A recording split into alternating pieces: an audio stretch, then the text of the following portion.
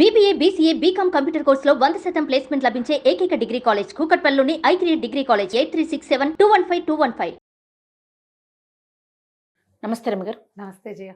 రమగారు, పూజ చేసేటప్పుడు కొంతమందికి మనసుని అక్కడ లగ్నం చేయలేకపోతారు. ఆలోచనలు ఎక్కడికెక్కడికో వెళ్ళిపోతుంది. మనసు ఎటేటో పరుగుతుంది. మళ్ళీ అమ్మో ఇదేంటి, నేను దేవుడి రూమ్లో ఉండి ఇట్లా ఉన్నాను, లేకపోతే గుడిలో ఉండి ఇట్లా, నా ఆలోచన ఏంటి ఇట్లా ఉంది, ఎందుకని నేను లగ్నం చేయలేకపోతున్నాను అట్లా అనిపిస్తూ ఉంటుంది కదండి కొన్ని సందర్భాల్లో. ఎట్లా అండి కాన్సన్ట్రేట్గా ఉండాలంటే ఏం చేయాలి? అసలు ఈ పూజ అంటే ఏమిటి? అంటే భగవంతుని ముందు కూర్చోవటం, ఏం చేస్తారు? దీపం పెడతాం, పలహారం పెడతాం, ఒక దండం పెట్టుకుంటాం, ఏదన్నా చెప్పుకోవాలనుకుంటే స్తోత్రాలు మంత్రాలు లాంటివి చదువుకుంటాం. క్రియ దీపం ముట్టించడం, ఇవన్నీ సవరించడం, తోడవటం, పువ్వులు పెట్టడం, తర్వాత నువ్వు అన్నట్టు నివేదన చేయటం, వీటితో పాటు స్తోత్రం చదవటం అనేది ఒక పాయింట్ ఉంటుంది కదా. ఇది ఎంతమంది చేస్తారు? చదవటం అనేదా పర్సంటేజ్ తక్కువ అవ్వచ్చు. అలవాటుగా నోటికి చదివేసుకుంటూ, పుస్తకం లేకుండా కడకడకడ చదివేస్తూ ఈ క్రియ కూడా చేసేవాళ్ళు కొంతమంది ఉంటారు. లేదా ఈ క్రియ చేసేసాక ఏదైనా ఇటు చదువుకునే వాళ్ళు ఉంటారు కదా. వీళ్ళిద్దరికీ ఇలా చెడు ఆలోచనలు రావు. నువ్వు నోటితో ఏదైనా చదువుతున్నప్పుడు పైకి మనసు ఇంకెటు వెళ్ళదు. ఎటు వెళ్తుంది? మనసు అటు వెళ్ళింది అనుకో, ఇది ఆగిపోతుంది. నువ్వు ఊహిస్తావు, ఊహించేటప్పుడు సౌండ్ ఆగిపోతుంది కదా. ఇట్లా చూసి చదవాలి. చూడటము చదవటము రెండు క్రియలు. నోటితో చదవటం ఒక క్రియ, చూసి చదవటం రెండు క్రియలు జరుగుతాయి. రెండు క్రియలకి మనకి కాన్సన్ట్రేషన్ ఎక్కువ అవసరపడుతుంది కదా. అవును. ఇలాంటప్పుడు వేరే ఆలోచన ఎలా వస్తుంది? రాదు. ఎప్పుడు వస్తుంది వేరే ఆలోచన? నువ్వు ఖాళీగా ఉన్నప్పుడు, నువ్వు దీపం ముట్టించినప్పుడు, పువ్వులు అవి సర్దుతున్నప్పుడు, లేదా ధ్యానం చేద్దాం, ఏదైనా మెడిటేషన్ చేద్దాం అనుకున్నప్పుడు, భగవద్ ధ్యానం లోపల చేసుకుందామన్నప్పుడు మనకి వేరే ఆలోచనలు వస్తాయి. ఇందులో జపం చేసేవాళ్ళు ఏదో ఒక నామం ఏదో చేసుకుని జపం చేసుకుందాం అనుకుంటున్నారు అనుకో, ఆ జపం నడవకుండా ఆలోచనలు పోతూ ఉంటాయి. లేదా దేవుడు అని ఇక్కడ భూమధ్యంలో పెట్టుకోవాలనుకుంటాం. అప్పుడు కూడా అంతే, నేను పొయ్యి మీద పాలు పెట్టానా, నేను అది ఏదైనా పెట్టానా, అదే ఇదే, పొద్దున ఇలా అయింది, వాళ్ళు అలా అన్నారు, వీళ్ళు ఇలా అన్నారు, ఇవన్నీ ఊహలు వస్తాయి కాన్సన్ట్రేషన్ లేకపోతే. లేదా మనం ఏదైనా తీవ్రమైన ఒత్తిడిలో ఉన్నప్పుడు వస్తాయి. రెండు చిన్న ఉపాయాలు. ఏదైనా నోటికి చదువుతూ పూజల దగ్గర ఉండండి, చదవండి. ఏదైనా భగవంతుడికి సంబంధించిన నామోచ్చారణ పైకి, లేదా ఏదైనా పాట పాడుకోండి, ఇది సాధారణమైంది. లేదా అది కాదండి, ధ్యానాన్ని కూర్చున్నప్పుడే నాకు ఇట్లా పిచ్చి పిచ్చి ఆలోచనలు వస్తాయి, ఏవేవేవో వచ్చేస్తాయి, అవేవో గుర్తొస్తాయి, కాన్సన్ట్రేషన్ కుదరదు. దానికి వేరే టెక్నిక్స్కి వెళ్ళిపోవాలి. మనం దేవుడి దగ్గర కూర్చున్నప్పుడు అది చెయ్యొద్దు. ఇప్పుడు పూజలు అంటే సత్యనారాయణ వ్రతం అవుతుంది ఎవరిదో, ఆడ కూర్చుంటాం, మనకేం పని ఉండదు. వాళ్ళు పూజ హడావిడిగా మంత్రాలు జరిగిపోతుంటే పత్నిపుత్ర పరివార సమేతం ఏదో గ్రహం ఆవాహయామి స్థాపయామి పూజయామి అంటుంటారు. దాని మీద అది చెవుని పడుతుంటుంది కానీ చెవిలోకి వెళ్ళదు. వేరే వేరే వేరే వేరే ఐడియాలు వస్తాయి. ఇక్కడ మనకి క్రియ లేదు, కర్మ లేదు, ఏమీ లేదు ఇక్కడ. అవును. ఇలాంటప్పుడు పోవచ్చు. మీరు ధ్యానం చేసేటప్పుడు కనుక మీకు అలాంటివి వస్తూ ఉంటే కనుక లోపలున్న ప్రెషర్ని మేనేజ్ చేయటం ప్రాక్టీస్ చేయండి మొదట. మీకు అలాంటి ప్రెషర్స్ ఉన్నప్పుడు ఏవైనా ధ్యానానికి కూర్చోవద్దు. ప్రశాంతంగా ఉన్నప్పుడే ప్రశాంతత కోసమే కదండి కూర్చునేది అంటారు. నీకు ఇవి రెండు ఎలా ఉంటాయంటే బోడి ముందా గుడ్డు ముందా. స్థిమితం ఉంటే ప్రశాంతత ఉంటుంది, నీకు స్థిమితం లేనప్పుడు ప్రశాంతత రాదు. అలాంటప్పుడు నువ్వేం చెయ్యొచ్చు? మెడిటేషన్కి కూర్చోకూడదు, దేవుడి దగ్గర చదువుకో ఏదైనా.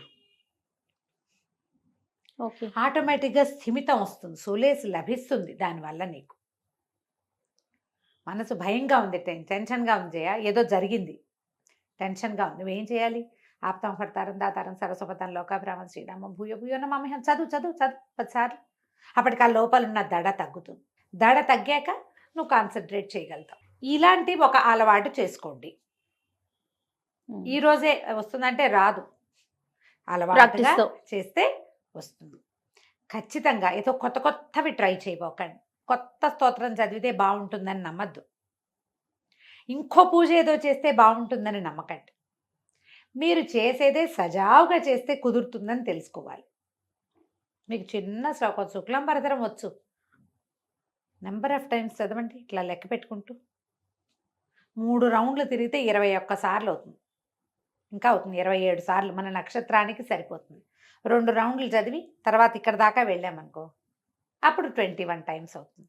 చూడు, 1 2 3 4 5 6 7 8 9, 2 9 18, 19 20 21 సరిపోయింది. అంతే. 21 టైమ్స్. నువ్వు 27 సార్లు చదివితే అన్ని నక్షత్రాలకి చదివినట్టు అనుకోండి. ఏదైనా ఒకదాన్ని ఇలా ప్రాక్టీస్ పెట్టుకోండి. మీరు రోజు పుస్తకం చూసి చదివేటప్పుడు కొన్నైనా మీకు నోటికి వస్తాయిగా. వస్తాయిగా గ్యారంటీగా. శ్రీరామ రామ రామేతి చదువుకోవచ్చు, ఆపదామ భర్తారం చదువుకోవచ్చు, అమ్మవారిది ఏమైనా స్తోత్రాల్లో శ్లోకమో ఒకటి చదువుకోవచ్చు, గాయత్రిని చదువుకోవచ్చు. గాయత్రి మంత్రం కాదు, గాయత్రి ధ్యాన శ్లోకం. అట్లా ఏదైనా చిన్నది, ఒట్టి శుక్లాంబరధం వచ్చు, సరస్వతి నమస్తభ్యం వచ్చు, ఏదో ఒక దాని మీద వాలి ఉండటాన్ని ప్రాక్టీస్ చేయండి. నేను చెప్పా కదా, నిద్రలో కూడా ఆపదమ్మ భర్తారం వస్తుంది నాకు. నిద్ర పట్టలేదు, ఆపదమ్మ భర్తారం చదువుకుంటాను నేను మంచం మీద ఉండి కూడా. ముందు పవిత్రోవా అనుకుని సర్వావస్థాంగతోపివ యస్మరేత్ పుండరీకాక్షం సబాహ్యాభ్యంతర శుచి. అంటే అపవిత్ర పవిత్రోవా, మనం ఎలాంటి స్థితిలో ఉన్నా, సర్వావస్థాంగతోపివ, ఏ అవస్థలో ఉన్నా కూడా, యహ స్మరేత్ పుండరీకాక్షం స బాహ్యాభ్యంతర శుచి. ఎవడైతే పుండరీకాక్షుడిని స్మరిస్తాడో వాడు బాహ్యము ఆభ్యంతరంలో కూడా శుచి అవుతాడు అని పుండరీకాక్ష పుండరీకాక్ష అని చెప్పుకుని ఆపదమ్మ భర్తారం చెప్పుకుంటారు. 100 టైమ్స్ ఆపదమ్మ భర్తారం చెప్పుకున్న రోజులు కూడా ఉంటాయి. జ్వరము, అనారోగ్యము, ఏదైనా చాలా ప్రెషర్ఫుల్ కండిషను, నోరారిపోతుంది, గుండెలు దడదడలాడిపోతుంటాయి, కాళ్ళు వణికిపోతాయి, ఆపదమ్మ భర్తారం పనిచేస్తుందమ్మా. మీకు పనిచేస్తుంది, మాకు చేయదు అని చెప్పకండి.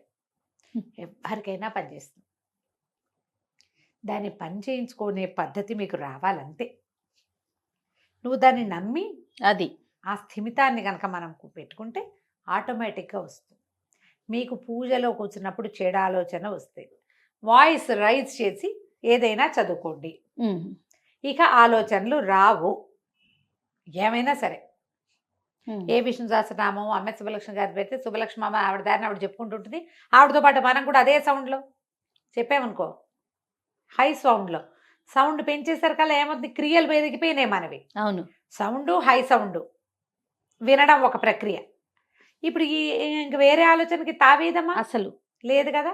ఈ ప్రాక్టీస్ చెయ్యండి. మీకు అలా శ్లోకాల మీద, ప్రార్థన మీద, స్తోత్రాల మీద డిపెండెన్సీ అలవాటైతే మీరు కళ్ళు మూసుకున్నప్పుడు కూడా ఆ స్తోత్రాన్ని లోపల మనన చేసుకోండి. మనన జరిగితే అప్పుడు మీకు ప్రెషర్ తీరిపోతుంది, వేరే ఆలోచనలు రాకుండా ఉంటాయి. మనకి మనసు పరిపరి విధాల పోవటం అని చెప్తారు. అవునవును. ఇది ఎప్పుడు జరుగుతుందమ్మా, మనం అక్కడ ఏదైనా సిచ్యువేషన్ ఉన్నప్పుడు కాదు. ఊరికే రోజు పరిపరి విధాలు ఎందుకు వెళ్ళదు. పిల్లలు ఎక్కడికైనా వెళ్ళారు, భర్త ఎక్కడికైనా వెళ్ళారు, మనమే ఎక్కడో ఏదో పెట్టాము, అక్కడ ఏదో జరుగుతుందేమోనని మనకు అనిపిస్తోంది. అలాంటప్పుడు ఇట్లా ఏదైనా, నేను ఇంకొకటి చెప్తాను, పంచాయుధ స్తోత్రం అని ఒక స్తోత్రం ఉంది. ఇది వరకు కూడా నేను చెప్పాను. అవునండి. విష్ణుమూర్తి యొక్క 5 ఆయుధాలు, శంఖము, చక్రము, ధనుస్సు, గద, ఖడ్గము, 5. ఈ 5 ఆయుధాలకి సంబంధించిన స్తోత్రాన్ని ప్రాక్టీస్ పెట్టుకోండి. ఓకే. మీకు ప్రెషర్ఫుల్గా ఉన్నప్పుడు ఎలాంటప్పుడు వాడచ్చో తెలుసా? మేము వాడేది చెప్తాం. అంటే దీన్ని వాడటం అంటే మనం అనుసంధానం చేసి ఉంచుకోవాలి, ఎప్పుడు చదువుకుంటూ ఉండాలి. పిల్లలు ఒంట్లో బాగుండనప్పుడు, పిల్లలకి ఏదైనా దిష్టి తగిలింది అనిపించినప్పుడు, పిల్లలు విపరీతంగా ఏడుస్తున్నప్పుడు, ఏదైనా ప్రమాదాలు సంభవించినప్పుడు, పని కాదేమోనన్న భయం ఉన్నప్పుడు, ఎక్కడైనా చిక్కడిపోయామన్న అనిపించినప్పుడు, మనకే టెన్షన్గా ప్రెషర్గా ఏం చెయ్యాలో తెలియని స్థితి వచ్చినప్పుడు ఈ పంచాయత స్తోత్రం చాలా సహాయకారిగా ఉంటుంది. ఓకే. భగవంతుని 5 ఆయుధాలు మనని రక్షిస్తాయన్న నమ్మికతోటి చదువుకోవాలి. తప్పకుండా. నేను ఎవ్వరికి చెప్పినా వాళ్ళు మాకు ఇది పనిచేసింది, మాకు ఉపయోగపడిందనే చెప్తారు. ఇది ఇలాంటిది ఏదైనా ఒకటి ప్రాక్టీస్ చేయండి. హై రైజ్ సౌండ్లో చదివితే మీకు చెడు ఆలోచన రాదు. తప్పకుండా రమ్మగారు. నమస్తే. నమస్తే చేయండి.